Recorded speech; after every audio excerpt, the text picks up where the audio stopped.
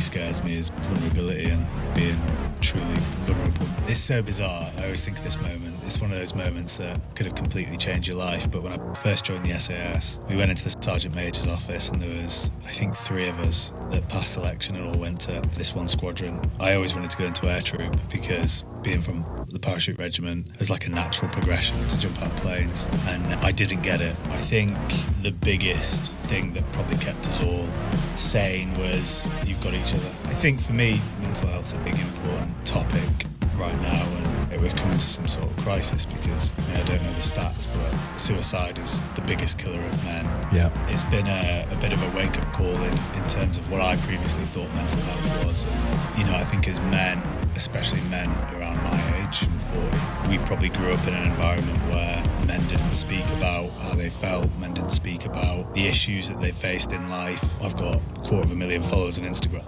Couldn't tell you how many of those I could reach out if I was in a dark moment. How many people do you actually really know and you can really count on in life? And I think that's important. I saw humanity at its worst.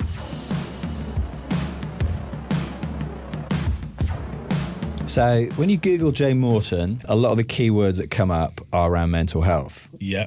So mental health advocate, mental health strategies, mental health well-being, mental health support, resilience, advocacy, adversity. Why do you think that is? I think for me, mental health's a big, important topic right now. And I think something that very recently has become something that is very important to myself, and something that I probably dismissed for a long time. And it's the whole male piece of, put up, shut up. I don't know if that's I don't. Maybe that's not the phrase, but I think as men, especially men around my age, 40, we probably grew up in an environment where men didn't speak about how they felt, men didn't speak about the issues that they faced in life, men didn't speak about insecurities or, the dark chatter that goes on in one's brain. And I think for a long time, men were just expected to be strong. And that was the vision that society, or men felt society enforced on them, and probably still do. Yep.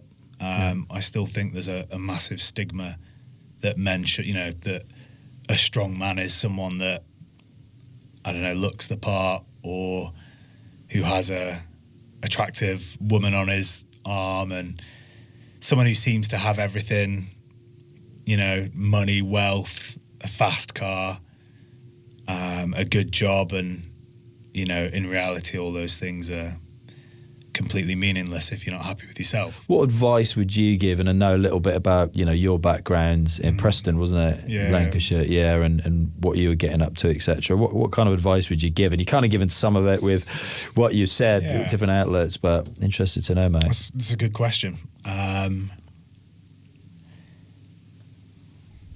I would say,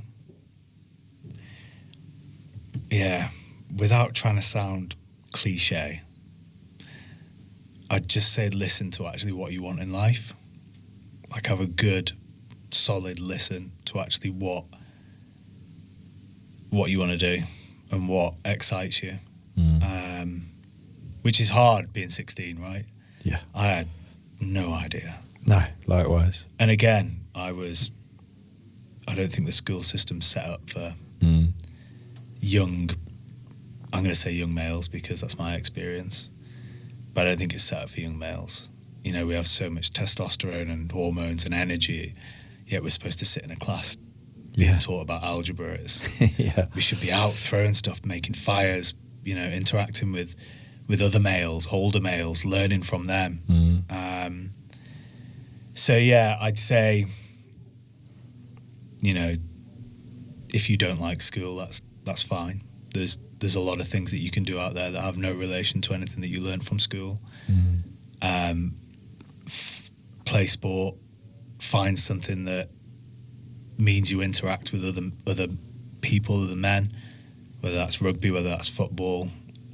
Find something that means that you meet up with people and build a community.